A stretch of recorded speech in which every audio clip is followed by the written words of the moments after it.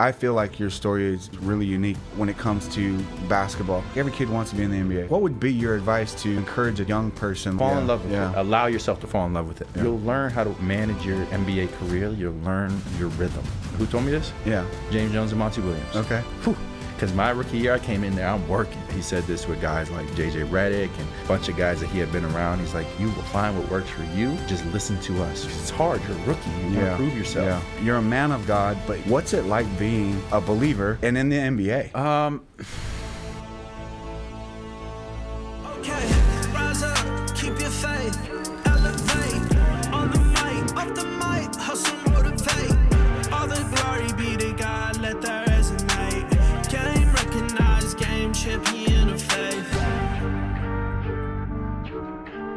Man, Cameron Johnson, dude, thank you for being here. Thanks for having me. So my favorite, I've been the team chaplain for the Phoenix Suns for 22 seasons.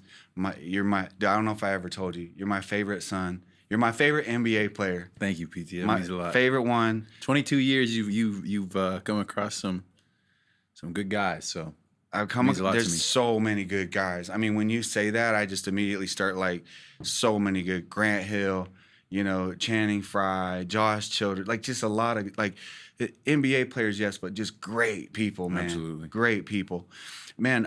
I'm so glad to have you today. I'm excited about today. And thanks for joining us. I would like to start with like, man, your faith. Like you're a man of God, but you're a man of God in the business of the NBA. What's it like being a believer and in the NBA? What's it like being a believer in the NBA? I'd say just like being a believer in any aspect of life and any job you do, there's going to be people whose views align with yours. There's going to be people whose views don't align with yours. But for me personally, it is the motivation and what keeps me going, what keeps me steady, what keeps me at, not too high and not too low. There's a lot of stressors. There's a lot of things that throw you off course, in professional sports. Some may call it pressure, and that's kind of how I use perspective and use faith to level everything out and keep going. Yeah, that's so good. What about? I mean, a lot of people don't know this. Obviously, we know this, but like, take me through your position from being a basketball player and the importance of chapel, and even what chapel is, how it happens. What's that like? So chapel is where we find our like community as believers, and I'd say the most important thing about chapel is in the NBA week the days of the week don't really matter. It doesn't matter if it's Monday, Tuesday, Wednesday, Thursday, Friday, Saturday, Sunday. It's your schedule can be anything. It could be a game day, it could be an off day. But I cannot remember the last time I've had a Sunday off day. I just can't. You got practice in the morning, you got a game, you always got something.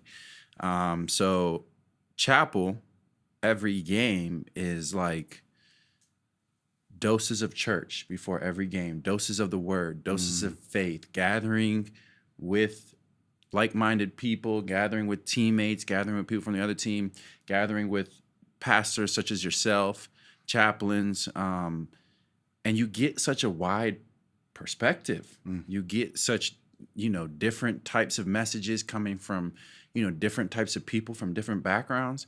And I think it's such a great thing. It's automatically a part of my pregame routine. It is always going to be carved that 60 to 48, 49 on the clock will be that chapel time. And my first few months in the league, I was a believer, but I didn't really know what chapel was. Yeah. So you would come in and be like, hey, we got chapel at 60. Here we got chapel at 60. And I'm a rookie, so I'm trying to figure out like my schedule, what's going on, what are we doing here, what are we doing there? And it's like 60 to the meeting's at 40. What if I'm late? And so it's like I'm still trying to figure it out. And then you, Coach Mon, you're like, come to chapel. So halfway through the season, I started going to chapel and been going ever since for the past 5 years. And it was this past year that they've always been good. They've always been really good. But we had a couple guys that would ask for a little summary of chapel or, topics that we talked about were they were hitting. And so I was, bringing them up in conversation with some of the guys on the team and some of our coaches. And it kind of dawned on me that like I need to start keeping a better log of what we talk about in chapel. So then I started bringing a journal with me to every chapel, and I just writing the date, writing the game, and I started that probably halfway through. So I have 40 some entries from last season, and then going into this season, I'll get a new little moleskin notebook and keep it going. And what I come to see is like I go back to it, I read them over again, I highlight the things in my Bible. It just keeps me really engaged in the Word when life around it is always so busy.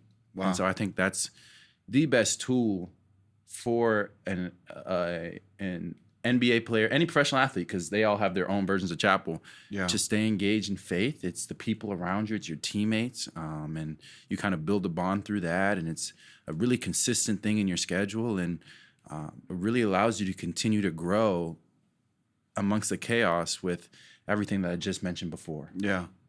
I think one of the things you said, I just had this thought, like, you're like, being a believer in the NBA would be like being a believer, I guess, in any business, right? And I started thinking about that, like, that's an interesting thought, because not every business has chapel, but like the NBA does.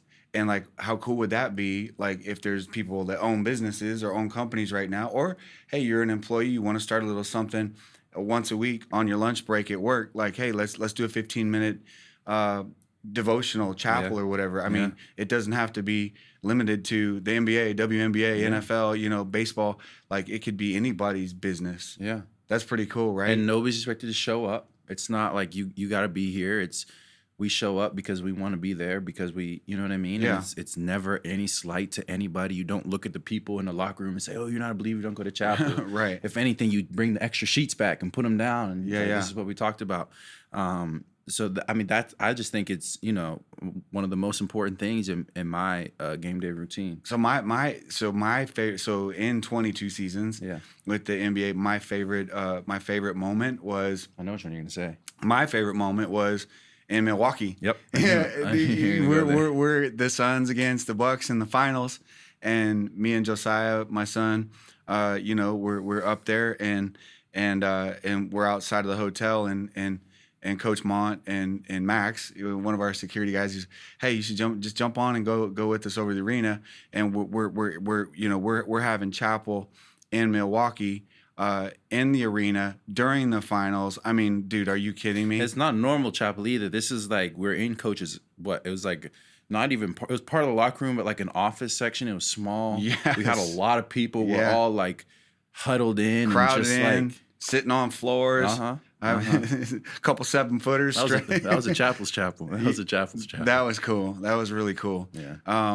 Man, and I was thinking too, like, you tell me about, because I feel like your story is really unique when it comes to basketball, because you started at a young age, but it's not just your dad who played, but your mom played. Yeah. Tell me about that. We grew up playing. I have 4 brothers, 1 older, 2 younger. We played, and it's just what we felt we were kind of meant to do. We played other sports too, but basketball, given that both our parents were basketball players. But wait, you were a quarterback, right? Yeah, I was. Football? A long time ago. But were you decent? I was. That was actually a period of time where I thought I was going to play football in college. Yeah. I was thinking, I'm from Western PA. We love football over there. It's kind of like a machine. It's the hype. It was the fun. You had the community support, and it just kind of roped you in. So I'd say like late middle school. Now, granted, my body had to develop in a different way. Yeah. I grew, and I was really skinny in high school, so it was like, okay, definitely a basketball player. But had I been shorter and maybe a little bit heavier, maybe a little more robust shoulder when it came to playing, I'd have kept playing. I mean, quarterbacks in the league are tall. Yeah. A lot. I mean, maybe not 6'8" tall. Maybe not my height tall. Maybe not 6'8" tall, but they're 6'5", 6'6", 6'4". I liked football, never loved it. Yeah. Never loved it the same way.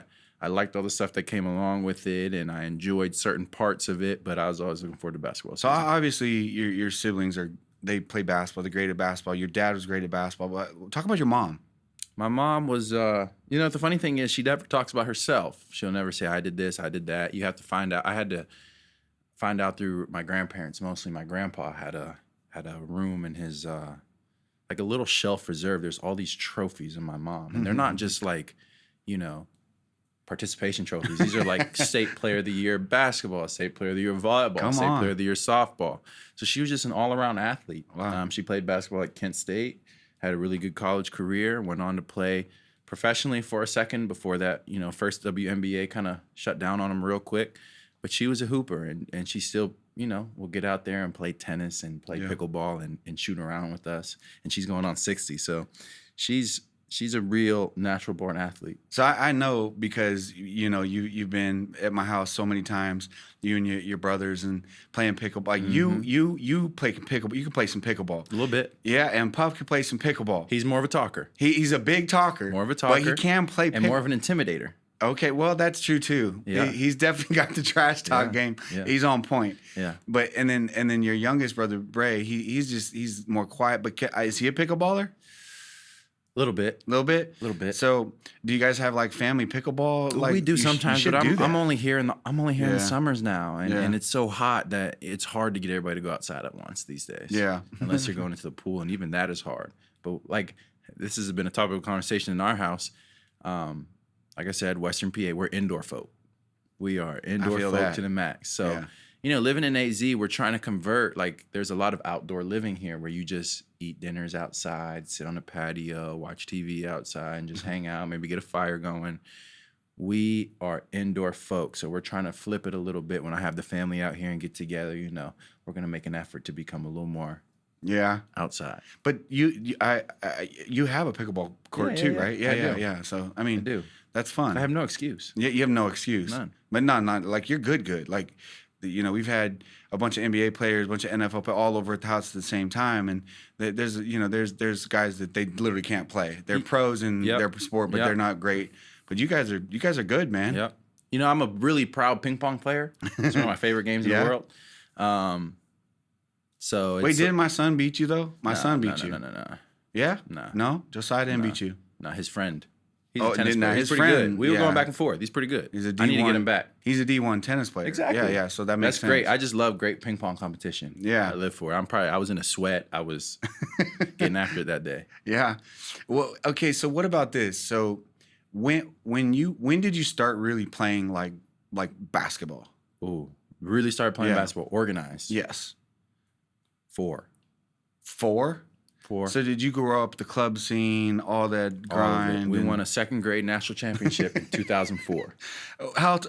Wait, were you like 6'2" in second grade? I was small. I was regular height. I was normal height, like maybe a little taller when it came to like other second graders. I wasn't the tallest. Yeah. But we had a really good team of guys that were really advanced for really advanced for 8-year-olds. My dad and his old college teammate were coaching us. They coached us like we were high schoolers, like we were college kids. They were on us, yelling at us. Yeah, if we missed assignments. I believe it. I've said by your dad at many a games, he in the NBA, he's not playing around. Not one bit. He wasn't back then, and it was really cool, So I've been playing at as high of a level as I could, I possibly could for a while now, and I'll just say, winning a second grade national championship. As an 8-year-old, you go into school, it's summer break, so you go into school, it's third grade. And like, I'm wearing my medal. Number one. No other kid our age in the country is better than us. So it's a lot to tell an 8-year-old. Be legendary. Yeah, there you go. A lot to tell an 8-year-old, but it was fun, man. I've always crazy. loved hooping. Always been in it. Always played up, always tried to play with my older brother.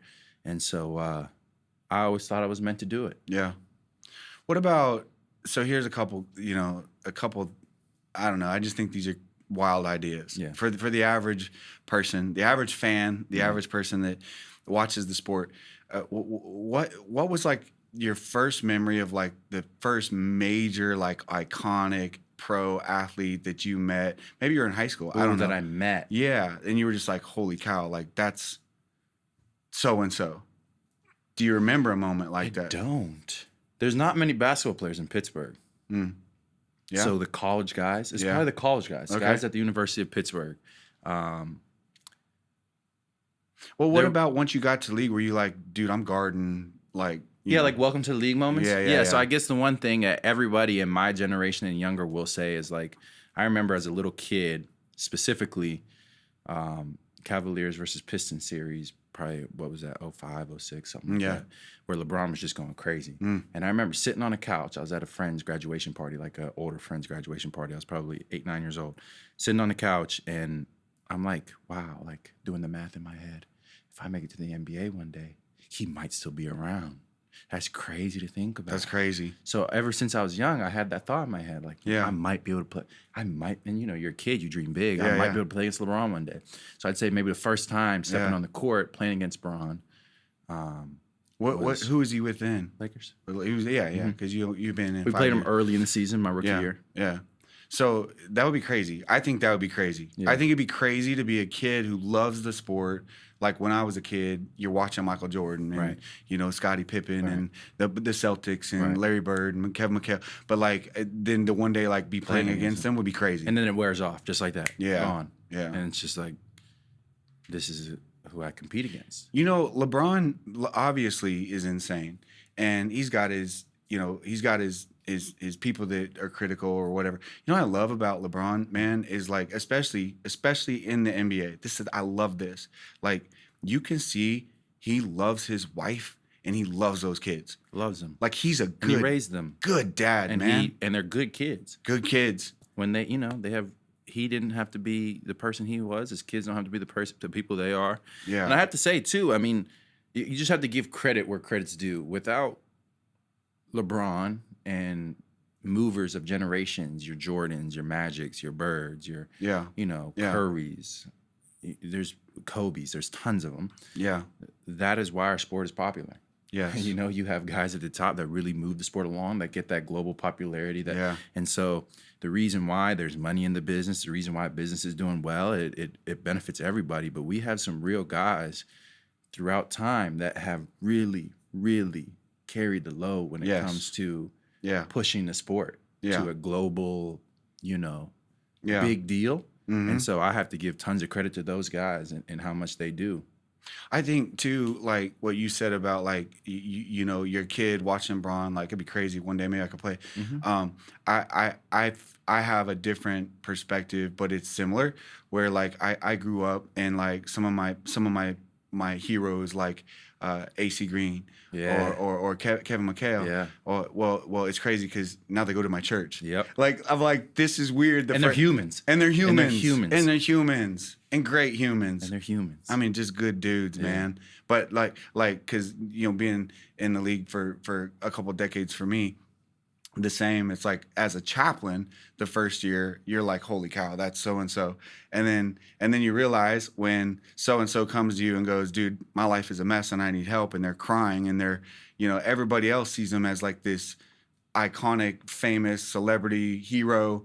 And then my job behind the scenes is like, dude, doing life with these people, right? But then when that wears off, so where I like that, there's so wears off, like people. One of my best friends, Pastor Andre, he says, where there's people, there's poop, and I'm like, that's never been more true. But I was like going crazy a few years ago when I found out AC Green, Kevin McHale going to my church. These guys are older than me. It's and full I'm like, circle moments. And it's worth appreciating, and it's worth feeling that way. No doubt. Well, what about this? This is I think this is a fun question. What is it like going from like really no money to like boom money, and how careful do you have to be with that? It's no secret with people in the league what they make, is at least as far as NBA salary. Exactly. It's like it's public. I mean, there's just so much. Exactly. You go up to the random person on the street and ask how much money they make, and it's like, why are you asking me that? It's don't so ask me weird. that. Don't ask me that. That's so rude. Yeah. Meanwhile, it's just one Google search away for a lot of us. Exactly. But that comes with the job. Yeah. Like, the job comes with the territory. And I'll answer the second part of your question. First, you have to be very careful. You have to be very careful of I think it's the people you surround yourself with first. Yeah. And I've been very blessed and fortunate to have a great family that I don't have to worry about. Yeah. I don't have to worry about watching my back with such and such, and I just know that they have my back no matter what. Yeah. Money, playing career aside, completely. Yeah. And that just comes from my parents and my siblings as well. But to the first part, this is this is worth talking about. Yeah. Right? Because we kind of avoid the situation. You know, it's Yeah. easy to just be like avoided. Of Yeah. it. I think the first thing that comes with it is understanding that we're not playing for 40 years. Right. So do not think Right. that stream of income is going to last. Yeah. And do not take for granted the fact that you get it now, and don't expect future income. So whatever Yeah. your contract is guaranteed for, I've always operated as that's the money that I have for the rest of my life. Yes. If I don't make $1 after this, will I be set up? Yeah. So that's how I operate. Mm-hmm. And just I try not to change the way I live. I try not Yeah. to change. See, that's the part. It's habits. That would be hard. It's habits. Habits. But I'll Yeah, explain in yeah, a second. yeah. It's really habits. So if you get yourself, for example, if you've ever flown private, Yeah. you would know that it is highly convenient Yes. and it is very, very easy compared to commercial flying. But if you create a habit out of it, Mm-hmm. you'll be drained in just like that. Right. It is expensive. Right. If you have a habit of going out and blowing money at clubs and expensive dinners, Yeah. that habit will drain your money. Yeah. If you keep a posse around you of people that drain you, Yeah. that will also drain your money and your energy and a lot of things. It's good. Right? So it's Yeah. a lot about the habits that you have. It's great. That's number one. Then number two is you tailor your life, and I'm very fortunate, like I said, to have people that help me with this, but it's kind of relative, and your life kind of gets tailored on a scale. Yeah. So for me personally, like my expenses in terms of medical, body maintenance, Right. basketball stuff, workouts, like to take care of myself, Yeah. food, to Yeah. take care of myself is very, very high. Yeah. So it's like if I wanted to save all the money in the world and just kind of keep it, then I would cut back from that a lot. Yeah. And that is probably my biggest Yeah. expense. I would cut back from that a lot, but in my eyes, it's an investment in itself. Yeah. How can I make myself the best player that I can be? How can I extend my career as long as I can? And how can I kind of cultivate this gift that I have to use it to the best of my abilities? So that's why I'm completely willing to, do all those things. Yeah. And it kind of just goes for a lot of areas of your life. And I assume this is what every person does. You understand how much financial capability you have. Yeah. And you plan your life within those boundaries, and you stick to it. Yeah. And you stick to it. But I think like what you just said, because it's a lot of money in a hurry, right? It's like Yeah. even a small rookie contract is It's a lot of money in a hurry. It's a lot of money in a hurry, and especially people who maybe didn't grow up Right. in those environments or Right. around money or around because I've known and you I'm sure have too, but I've known people in leagues, NFL, NBA specifically, who it looks to the eye like, oh, they're loaded but they're broke. Because they spent it. But it's and I'm not knocking them. Like No. it's hard. No. Like I always say, like if you make it the way the American system is, us are a part of the system. Is like if I make $40,000 a year, I'm probably living off 55. right. And you got credit card debt, and you got loans and student loans and all. If I now I make a little bit more, I'm making 75. I'm probably living off 100. Like and just keeps going. And that I think one of the most unique things I've ever seen in my time is two people. One, James Jones, the general manager of the Phoenix Suns, but also Leandro Barbosa. When they played for the Suns, they both lived. And for those of you that don't know the Valley, they lived in the West Valley. Yeah. Well, the West Valley is blue collar. Yeah. They didn't live in Paradise Valley. They Right. didn't live in North Scottsdale. Right. They lived in the West Valley. And I remember, they were just like, hey, listen, we're middle class dudes that happen to be making a lot of money, but Yeah. we don't want to live that way. Yeah. And James one day told me like the funnel's upside down. So for like most people, you're growing financially, you're making more every year, your career growing, your business is growing. He's like, for us, we have to be really careful because the funnel's like this, and it's a unique person that the funnel keeps staying like that. Yeah. You know, because the water faucet, it just like, even if it doesn't get turned off, it gets turned down. Yeah. You know, unless you're Shaq and you're going to go, you know. Which is few and far between. Right, exactly. And let me ask this: Is there you know, you're into it now. Yeah. You're a veteran. Is there a keeping up with the Joneses temptation? Yeah. Yeah. Naturally, it's human Yeah. nature. And you see it with maybe younger guys. You know, you might see an older guy that's been established, you know, made a couple of dollars that Yeah. has maybe some jewelry, some nice clothes, nice Yeah. cars, nice house, whatever it may be. And the young guys are around him, and it's just like, man, everything in life comes down to perspective. Yeah. It's who you're around. Everything is relative. Yeah. Yeah. You know what I mean? If you're in the room with people that, let's just say, have a lot of money and have a lot of nice things, and you don't have the nice things, then you notice, Yeah. right? Yep. And so it's just natural human nature where it doesn't matter how much money you have, you're just trying to fit in with the people that you're around. Right. And it's natural inclination. Right. So yes, and you know, if I talk to a young guy or anything like that, like, you just run your own race. Like, Cause I remember like that's how I felt when I was young. It was just like, that's what I'm thinking. Especially the younger guys, rookie guys, second year guys. Maybe you didn't get that second contract, but like you're playing up, and you know, I'm just saying. well, if Listen, you're banking on the second contract to float your lifestyle, yeah, it's tough. yeah. Because you never know what can happen. You never know. What about, because like I was thinking about like when we had one year, we had Shaq, we had Steve Nash, we had Amari, Yeah. you know, Sean Mary, like we had Yeah. a great team. Yeah. But I remember Leandro Barbosa was a part of that team somewhere in there, and James Jones, he would drive a Dodge Magnum, you know, but you're parking in next to, I mean, you Dodge know, Magnum might look sweet somewhere else, but again, Yeah. it comes down to yeah. And I remember one time in the locker room, Sean Marion had a, you know, blingy belt buckle, and Sean's a Chapel guy too, great dude. But he had this big blingy belt buckle, and he and Barbosa were bantering back and forth. And he's like, "But you got those earrings, you know?" And Barbosa had these. oh, big, those conversations go all the time. oh yeah, and he's like, "I got these at Macy's. I got Exactly. these are $5." Exactly. Those conversations go on all the time. Oh, these fake. These fake. Wait, yeah, exactly. It's you know, it's like I think the basis of it, and I'd say this is probably the most important.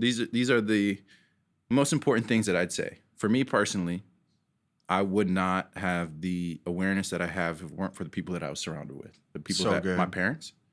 If it was just me and my own, I mean, I wouldn't even consider myself a risk taker. I wouldn't have the biggest risk taker. I wouldn't consider myself reckless. Yeah. But even then, you're given money, and it's just like, yeah, it's my parents who raised me, and everything that I've been taught in my life that has prepared me to be able to handle it. right. So I'm just, like I said, I'm just Yeah. lucky. I'm blessed in that regard. And then on the other side, I think the main thing, the number one overall thing, is gratitude. Yes. It's so simple, Yeah. Amen. but just having gratitude that you have the stream of income for the time that you have it. You have a roof over your head. You have your health care at this time, and Yeah. and all these things. Like, when you start actually sitting down and stop counting what I have versus what somebody else Yes. that I'm around every day has versus Yeah. what I have and what I need, and how far I've come, Yeah. then it becomes a lot simpler of a picture. And Man, maybe, you know, you might need to be a pastor when you're done. no, I mean, Bro, I'll say like, that for you, man. No, but what you just said is so good. Like the people around you, like the soil that you're planted in, right? The right soil, because the wrong soil full of weeds, you know, weeds steal the nutrients of the Exactly. plant, and it's Exactly. like not having those in your soil, Exactly. and recognizing, because man, sometimes those things pop up and they're snakes. Sometimes your own people, you know, Yeah. And we've heard that Yeah. many times where Yeah. the people closest to you end up taking advantage of you, and ends up being a really, really bad scenario. Yeah, I just say never, like, how should I word this?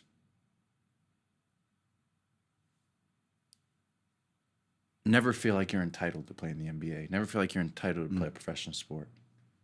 That sense of good. entitlement will screw you up. That's great. And I mean, that goes back to what you're saying, gratitude. never feel Like, I never it's feel a entitled. heart It's of- always it's always a gift. It's Yeah. always something. You know what I mean? What do you think about the NIL and all that now with college sports? Okay, so I I mean, did, since we're on the money, I did my master's Uh-huh. in sport administration. Back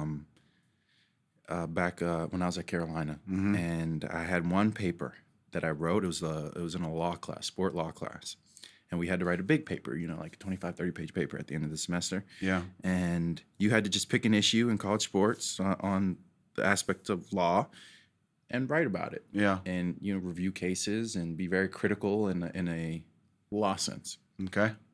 I picked student athletes getting paid. Okay. And I went after it. And I had cases, and I was writing my paper, and my professor, we were talking about it, and she was like, a lot of your points are socioeconomic and not necessarily law. And my response was, the issue is very socioeconomic, Yeah. and the law supports that. But like, it's been an issue, a big issue, for a long time. And I was just watching the Johnny Manziel documentary a little bit ago. Yeah. And it's like, you just see it. We got very accustomed to, in a sense, young people being taken advantage of. Yeah. And in a lot of cases, it's young people of color. Yeah. Mm-hmm. No doubt. And it's very easy. It was very easy under the NCAA rules to keep it that way. So to answer your question, I think it's a great thing. It's very messy. It's very messy. It's not perfect. Yeah. But at least this mess is benefiting these players. It's heading in the right direction. Yes, it just needs a lot of work. It Yeah, needs yeah. a ton of work. Mm-hmm. And I remember my whole 2 years in grad school were centered around this one issue. This was the issue that I focused most of my thoughts on. Yeah. And my conclusion was, there is no simple conclusion for this. There is no simple answer. It is going to be complicated. There's going to be years of mess. And this was back in 17, 18, 19, before the transfer portal, before NIL. And so it kind of came to fruition a little bit quick, like really quickly after I left. Yeah. But the rules are completely different from when I was in college. What do you think? What do you think maybe the bad parts of it are as it is right now? Okay, so I would say the bad parts of it are, imagine NBA, 30 teams, every player signs a 1-year unrestricted free agent deal. So between every year, guys can just go wherever they want. Yeah. That's basically what it is. Like whatever team outpays me next year, I might go Right. there or not pay even, but Right. situational. That's basically what it became. And there's the collectives and all this stuff. It was probably something the NCAA was not anticipating. And it came right on the heels of the transfer portal and transfers being allowed to move freely, which those two to be placed simultaneously is just a recipe for chaos. Yeah. Which both of them needed to happen. I just think that one or the other should have happened a lot earlier. Yeah. And then the rules kind of acclimate around those. But Because you could, I mean, that's you see it. We see it. We see like somebody's going to play for this school, but then next year. it's like, I already know I'm going to transfer next year because Yeah. I think such and such will pay me X amount of dollars and I can hold that over my, Yeah. a lot of these kids get paid more to transfer. It's like it's like grass is greener to the fullest extent. Yeah. Like you're paid more to transfer than you are to stay. Yeah. Yeah. The next team will pay you more than the current team you're on because you're already there. Yeah. What's your favorite college memory in basketball? My favorite college memory. Didn't I see some you sent me? You shared your faith and stuff. I thought that was cool. Oh, that was after my senior night game. So let's just go with that day. That was 'cause cool. That day was like a real nice. So I would like my favorite memory to have been national championship Winning. or something. Yeah, But yeah. we got bounced way too early my senior year. We were a really good team. But because of you, not Michael Jordan, because of Cam Johnson, North Carolina is my son's favorite college Man, program. don't say that, man. You're gonna make my head big. He is. It is. make my head Facts. big. Yeah. It's a great school, man. And we had a little golf outing the other day where Coach Williams invited a lot of former guys down, play some golf to somewhere in North Carolina. And it's just so cool to have a group of people that you remain so close to. Yeah. Like, I just told him, I was like, Coach, thank you. Thank you for allowing me to be part of this program. Thank you for allowing me to wear awesome. those colors for, a couple years and make me feel like I'm really part of the family. They say Carolina family. And that was really cool. But my senior night, we played Duke. So big time rivalry game. So we have college game day in the morning. The seniors, me, Luke May, Kenny Williams, we're out there with the guys, and stadium is the arena's packed for college game day in the morning. And the people don't leave afterwards. They go back outside and just camp out. So we go, we do our shoot around, we go team meal. And when we come back for pregame, say the game's at 7, this is probably 3, something like that. Yeah. And there is a line wrapped around the arena all the way through the street.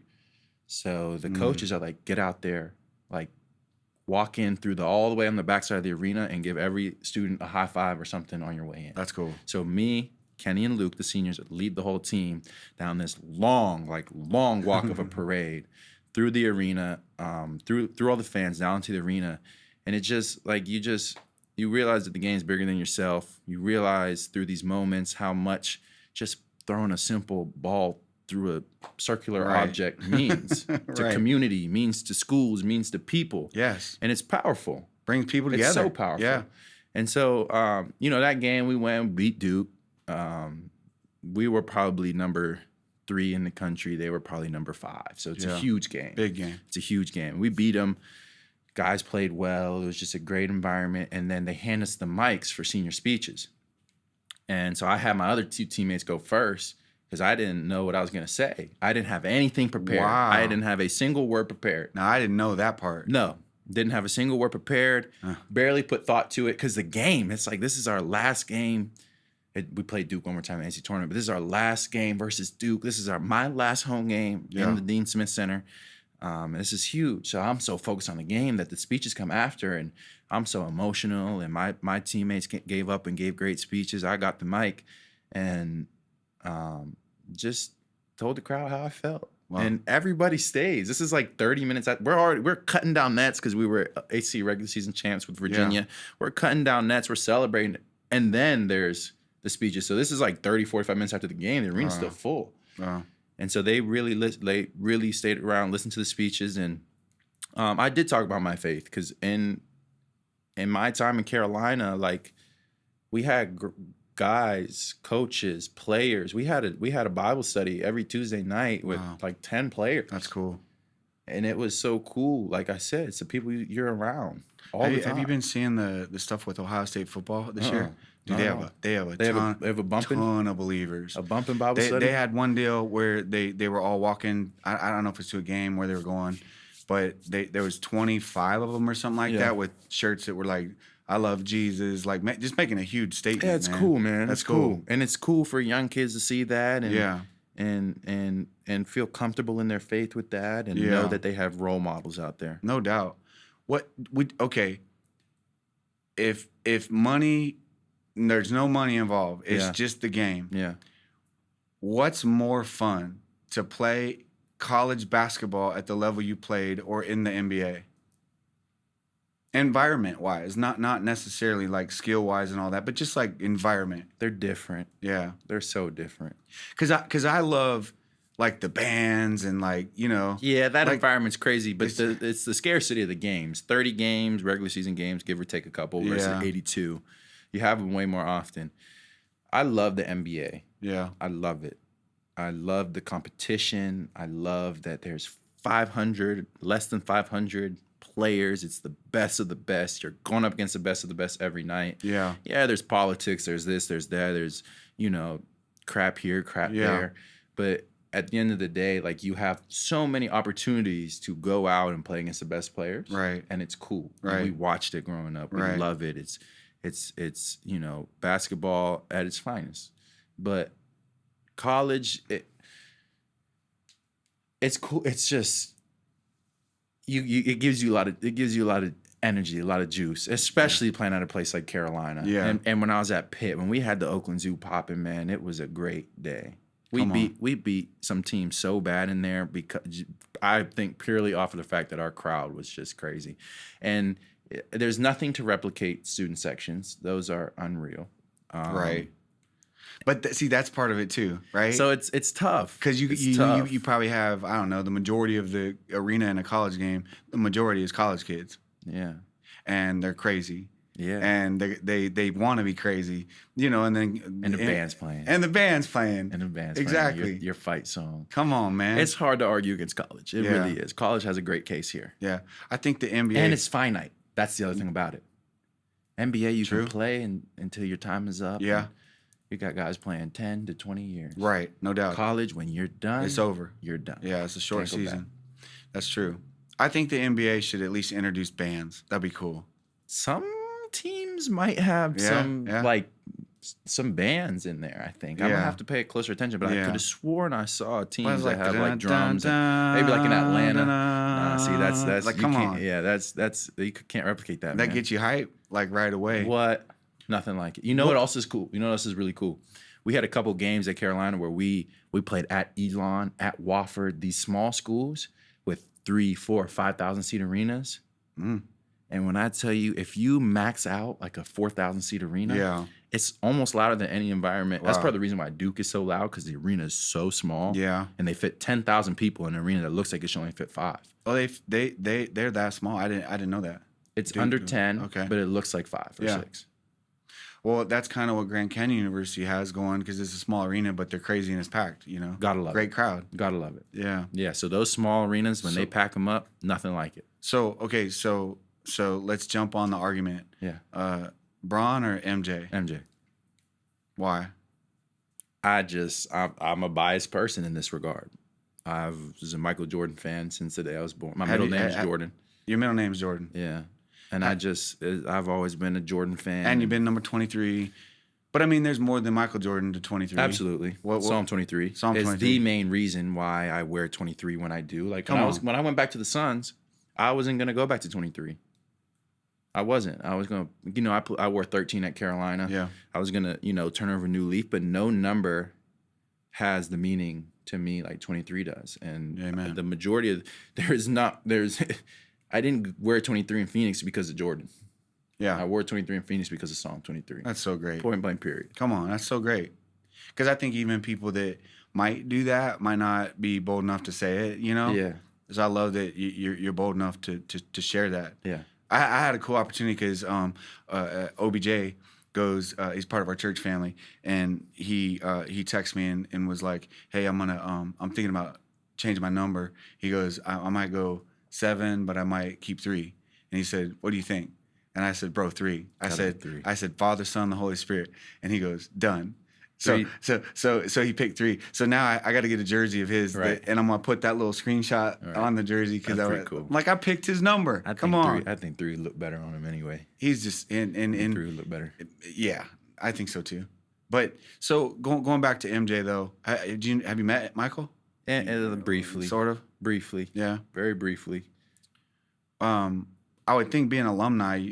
You know. But when I was in school, he was an owner of the Hornets, so he couldn't really be around that much. Yeah, that's exactly. True. That's true. I'm thinking like in all my 22 years, I've never even seen the guy. Like, because like with the chaplains, we'll have like a conference every year, where it's usually in line with like the NBA All-Star Game and events, and the chaplains and their wives do something, and like we're staying at the NBA hotel, and you run into everybody. Yeah, you run into everybody. I mean, I'm running Magic Johnson, everybody that I was just like a little boy. Jordan's like a ghost. He's hard to find out he's there, huh? A ghost. Hey, I'm like, is this man real? He's the goat. I guess he's a cut above, I guess, is the only explanation I can give. And I feel like I feel like the younger generation typically is like Bron, and I feel like my generation like we're like MJ, but and I mean it's the blanket statement, not everybody, but my thing is like they're 2 totally different players, man. They're both insane. Exactly. I mean, they're both insane. Yeah. Yeah. It's like I don't know if you can really say that one or that one. They're different too, though. Bron and MJ are different. That's the Kobe and MJ comparisons don't go very far because they're very similar, and MJ has the nod in most categories. Yeah. But Bron is a different player, and so guys will bring up like a lot of random. Bron is his longevity is probably never going to be matched. Probably And never. what he's been able to accomplish would be really, really hard to match. But I'm just gonna go with MJ. Yeah. And I don't know. I also feel like, in this current era, I could be very wrong. I could be very off base. But Yeah. like the fact that MJ retired after winning 3 straight, it's not like he was like, oh, I want to be the GOAT. I Yeah. want to chase. Right, You know what I mean? He literally just walked away. It's almost like he got And bored came with back. it. And came back and won 3 more. Yeah. Like, I'm going to try some baseball. I'm trying some baseball. Like he went and played baseball. Like, I'm going to try some baseball. Happened to be pro right away. Like, no I big mean, deal. he wasn't going to. I mean, he wasn't in the bigs, but he was a pro. I know, but he wouldn't have done it if they didn't agree to put him in the minors. I mean, that's probably true. That's true. Like, if you got to try out for camp to see Right, if he's you can like, make no, rookie I'm league. on the team. He's like, I'm Jordan. I'm Michael Jordan. I'm on the team. I'm on the team. I'm on the team. Yeah, that's true. What's your favorite arena in the NBA that you've ever played in? I really like MSG. Yeah. It's a great basketball environment. It's the mecca. I feel like I shoot well in there. Yeah? I like the lighting. Okay. The arena's dark, but the court is Now, bright. people don't know that. Speak to that because here you go. Yeah. I got a tangent for this one. yeah. I don't know how much time do we have. No, we're good. Because I could probably go on this for an hour. All right. Disclaimer. I think I'm much more sensitive than most. Okay. Just the way I operate. Yeah. I'm probably a little bit pickier. Yeah. And stuff like that than most basketball players. Mm-hmm. You could always just say a hoop is a hoop, a ball is a ball. But to me, like Yeah. the it's visual not. aspect Yeah. just means so much. So MSG with the dark arena, the seats are dark. It's Madison Square Garden for anybody that doesn't know. New York Knicks, yes. Okay. The court is bright. So it's basically you feel like the court is a little more isolated, but the backdrop is nice. So the depth perception is nice. Utah Jazz, for example, their arena seats flow right to the hoop. Perfect. I love that. Dallas Mavericks, counterexample, they share the arena with the Stars. The arena's a little older, so the risers immediately behind the hoop go up at a lower angle before it takes off. Yeah. So it seems like the hoop is on an island. I like a good backdrop for depth perception purposes. When the hoop is on an island, it looks smaller. Yeah. And when arenas are dark, not great visually. Well, how many of those? Because I know, like the Lakers, they basically black the crowd out for the most part, and it's kind of That's similar. why I like that arena. Yeah, and yeah. and footprint. I love playing Yeah. here because they do the same thing. Like Barclays, for example, is just a little bit darker overall. Okay. And that's just I pay attention to those things. Yeah. And there are a few. I think I like Atlanta too. I think Atlanta has nice hoop visuals.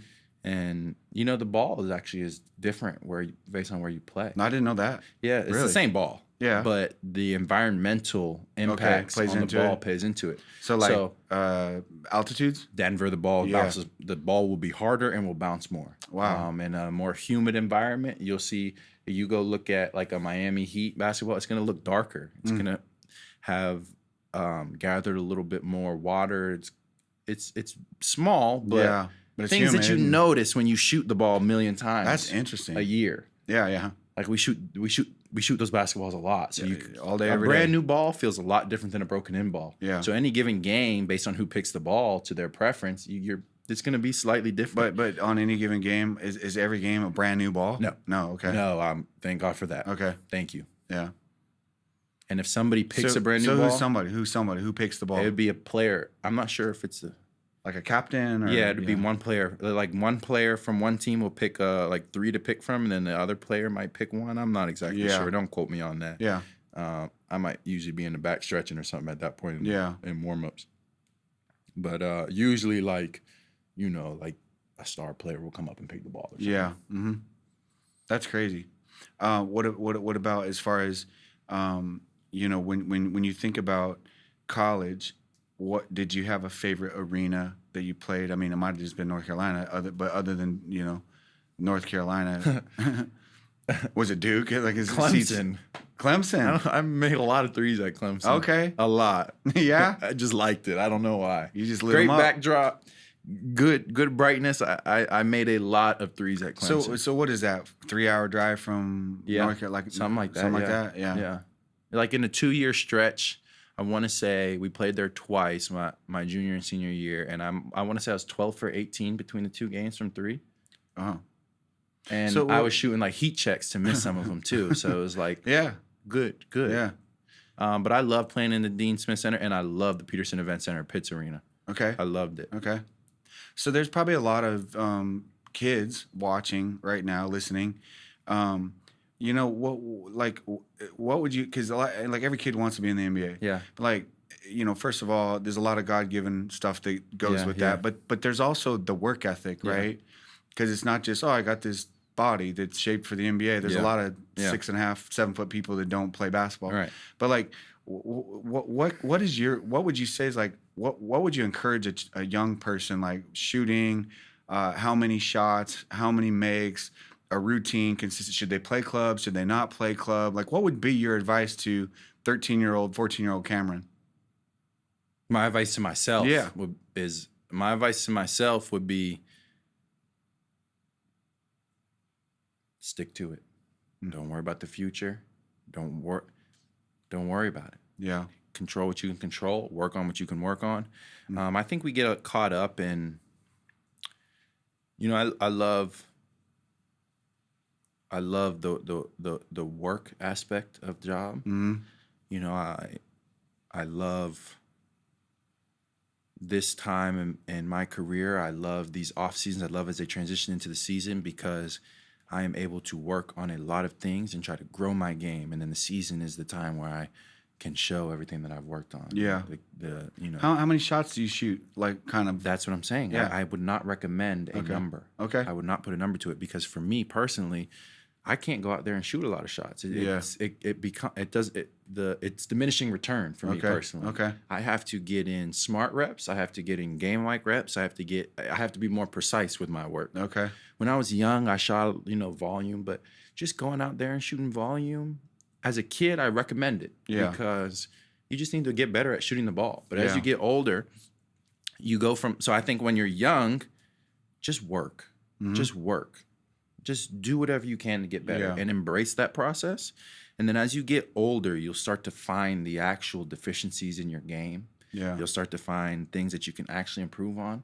And then you attack those. And you attack those while maintaining and still improving everything else. But it's really easy for me to go into the gym every day and shoot threes.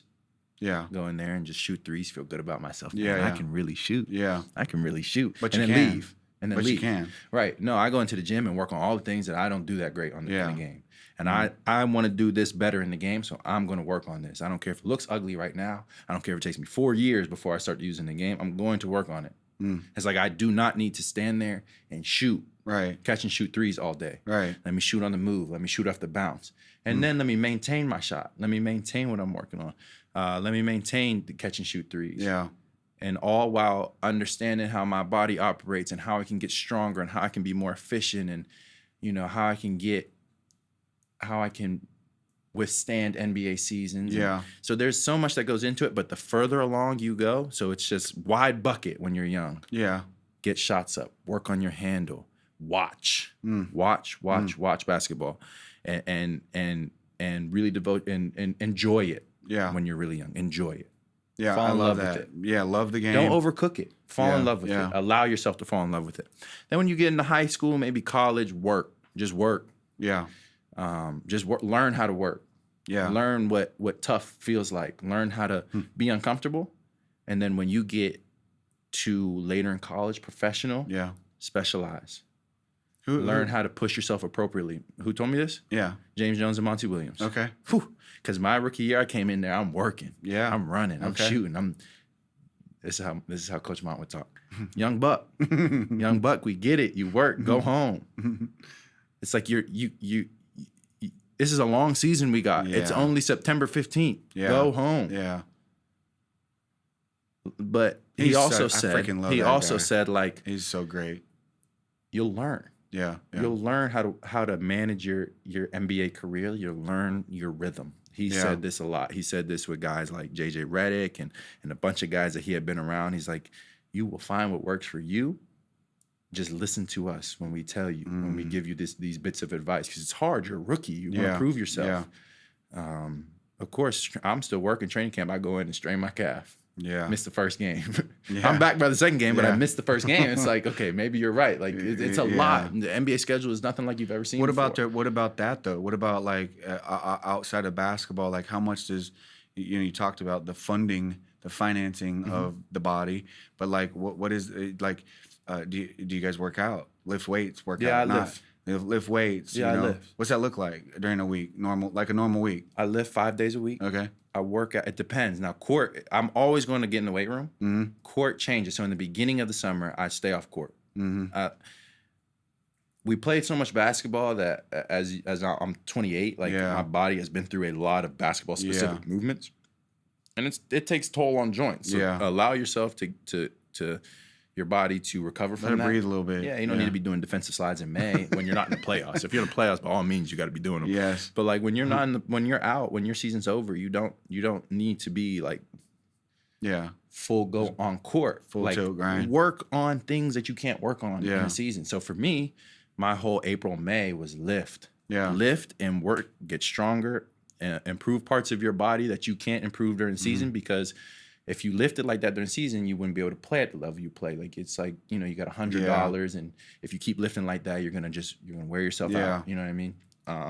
So through April and May, I focus a lot on just strength. So my lifts will wipe me out. Yeah. I'll lift 2-3 hours and then just be cooked for the day. So because I think a lot of people don't even like even pregame guys are lifting. Yeah. I mean they're lifting Like activation lifts. Yeah. But Get the blood going. I mean, different guys. Some guys start moving weight They're in there. crushing. I've been shocked sometimes. I'm like, because I feel like I wouldn't even be able to shoot. Routines, man. Yeah. Routines. What about nutrition? Nutrition. Because dude, because I've seen. I mean, you've seen a lot more, but I'm not gonna say the name. But there was one guy who is legendary, a star.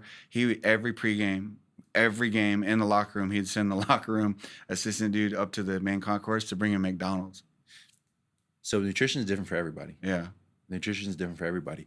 Some people are, I guess, genetically gifted enough that I guess their bodies are just going to perform at a peak level no matter kind of what they eat. Some people, it did not matter what he ate. Yeah, I and mean, he'd probably was still just killing. He's probably still doing his thing. Like it did not and if matter. he ate perfectly clean and healthy, he'd probably be a little bit more unhappy and would probably play worse. Probably, yeah. So they're like you find what works for you. I'm always like it's an ever changing thing. Yeah. But like it's just like goals, like protein intake. Like I love my tan color, my earth tone foods. So it's like make sure you get your greens in, make sure you do this, stay away from the bad stuff, stay away from the sugar, stay away from the overly processed foods in general, and stay away from fried foods. Yeah. And don't drive yourself crazy doing it. Yeah. It's like a 80-20 thing is what like a lot of like nutritionists people say. It's like don't like keep yourself in the right space so that it's maintainable. That's great. So I have dude, I have something fun right now. So I have a special guest here today. And so I'm gonna relinquish my chair to her, and she's gonna ask you some tough questions, man. Some tough questions. I'm ready for 'em. She's a tough interview. I'm ready for 'em. But her name is Jaslyn Hearn, and she's my daughter. She's 15. You guys are homies. You know her well. So Jazzy, are you ready for this, girl? You better bring. Okay, you better bring it.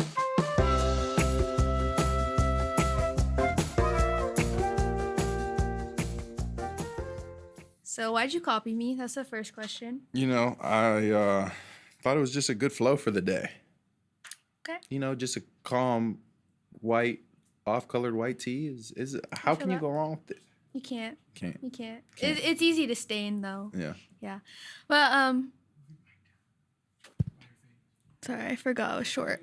My first question is that is it true that you can't palm a basketball and you're 6'8"? Yeah. I can. Yes, I can. Prove it. You prove it. Can you palm a basketball? This is not my podcast. This is yours. See, you guys set me up. Look at this. This is worn down basketball. The laces. Look. Hold on. Give me 1 second. Look. What does that look like to you? No, do it like that. Like that, right? No. All the way in the front. Like this. A little lower. Like that. A little lower. That's it. Okay. That's it right there, right? No. Put that thing over. Do you need a volleyball? Look, this is ball. This ball has nothing left to it. His days are sorry, over. it's the ball. It's a setup. That's what it is. He can't do it. It's a setup. Ask him, so how's he dunk then? How do you dunk? Okay, so when I dunk, honestly, so if I go up to dunk, the ball is just resting against my hand. Okay. It's not palm. So like I'll have to bring it up in a way that momentum keeps it against my hand. And then when I follow through, that it stays against my hand. So sometimes you'll see in some cases that I kind of overcook it, misdo it, you know what I mean? And the ball goes off the back of the rim and goes flying.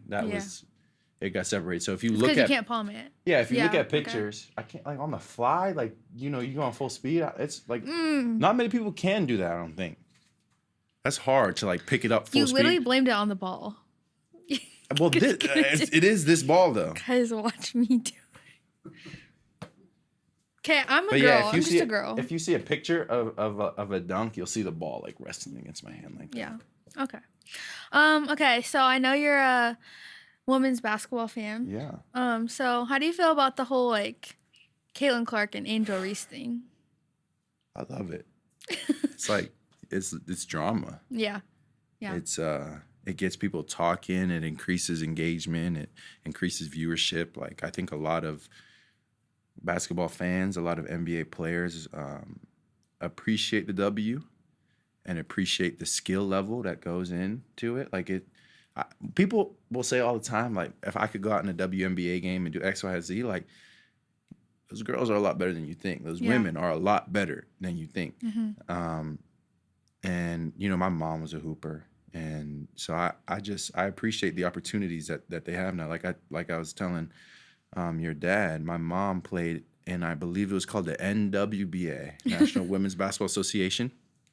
She played for a team that I want to say was called maybe the Tennessee Tiger Cats or something. And the league folded during preseason. So, you know, she didn't get that opportunity to play, but they restarted it, the WNBA, and it's still, you know, growing to this day. And I think this is a point where it's just going to kind of take off a little bit. And like I was telling your dad, there's guys along the way in the NBA that moved the needle, right? That made the popularity what it is. And there's women along the way that moved the needle in the WNBA. You look back to the early days and, you know, you have your Lisa Leslie's and you have your Diana Taurasi's, who's been a stalwart for the whole thing. But just like any professional sports association that we've ever had, it grows over time and hits a point where it really starts to pop off. And like you see like Caitlin Clark and Asia Wilson and Sabrina and Brianna Stewart and all those women that are that generation of player that like take the game to new heights. Yeah. And totally. that's just how it goes. Yeah. Do you have any fears or phobias? Fears. Yeah, I do actually. I hate bugs. Oh my gosh, do me I hate too. bugs. I hate them. Anything that crawls, you know, the scorpions out here, I hate them. I hate them. Spiders, hate them. Any bug, like I run. Yeah. And heights. I'm afraid of heights. Oh. That's valid. There's been a lot of like lizards in our house, I'm like okay. tiny little baby lizards. In the and- house? Yeah. Well, Ooh. I mean, they're gonna be gone now. Yeah. You got them. You got them. Yeah, we got them. But I hate bugs. What are your fears? This is not.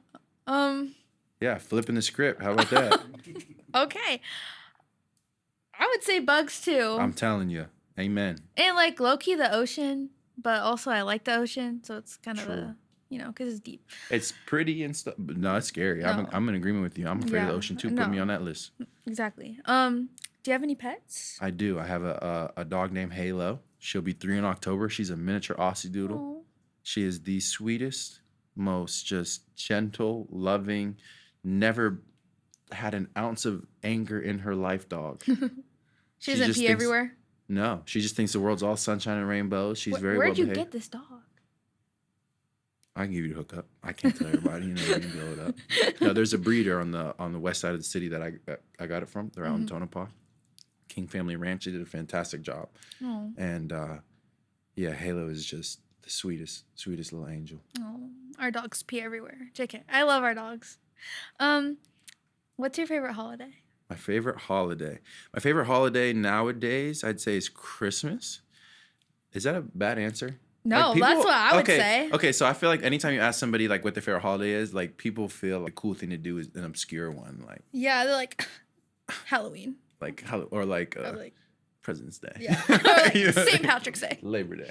I'm like, No, okay, really. so- Christmas, because like that is the one time nowadays that we can gather Yeah. all the family in one spot. That's our best shot at it. Mhm. So those are like precious moments. Yeah, that's valid. I love Christmas, and it's just nice here.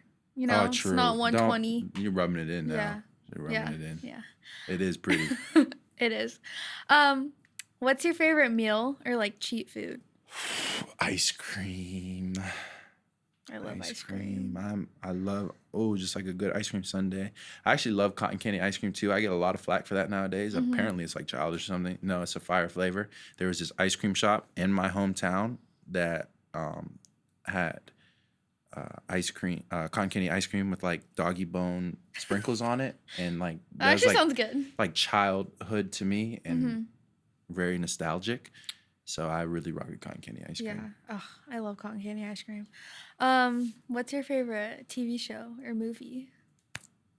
My favorite movie of all time. So I'm a big Jurassic Park fan, Okay. and I really like Space Jam. Okay. My favorite TV show. I don't know. I love my TV shows, but it's hard to really pick a favorite. Do you watch Modern Family? No, I do not watch Modern Family. Is it good? You have to. I've never watched Modern Family. No, start tonight. I've never watched it. No, you're gonna watch it. Okay, It's- I'll take it. It's my favorite show. Is it still running or is it done? No, they ended in like 2020. How long was it running for? Like 10 years?